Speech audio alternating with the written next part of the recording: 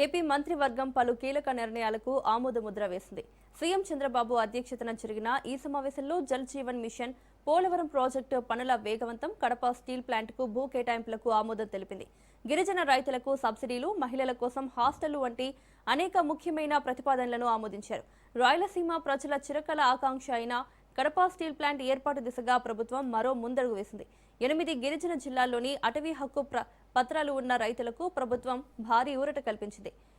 Per drop more drop పథకం కింద drip irrigation పై 100%, స్ప్రింక్లర్లపై 90% సబ్సిడీని సాచురేషన్ పద్ధతిలో అందించేందుకు కేబినెట్ ఆమోదం తెలిపింది.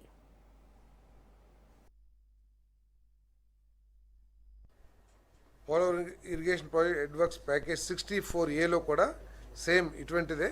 దానికి ఆ ప్యాకేజీకి 24.51 కోట్ల అదనపు ఆర్థిక భారానికి ఆమోదం తెలిపింది. సేమ్ ఇదే మళ్ళీ అడిషనల్ గ్యాంట్రీ, సో డిగ్రేడ్ అయిన స్టోన్ని స్ట్రెంథన్ చేయటం.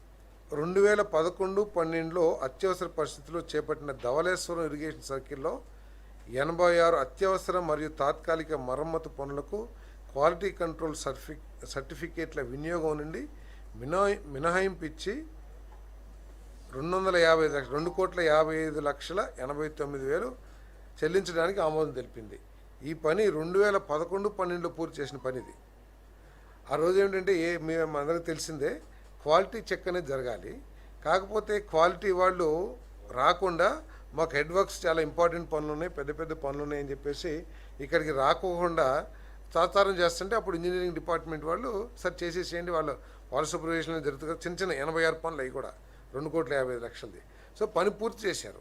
పూర్తి చేసిన తర్వాత పేమెంట్కి వచ్చేసరికి మాకు క్వాలిటీ సర్టిఫికేట్ కావాలంటే తర్వాత వచ్చిన ప్రభుత్వం ఒక కమిటీ పంపిస్తే ఇప్పుడు మేము చూడలేమని చెప్పేసి రకరకాల సమస్యలతో ఇప్పుడు దానికి నిర్ణయం తీసుకోవడం జరిగిందని చెప్పేసి మనం చేస్తాం.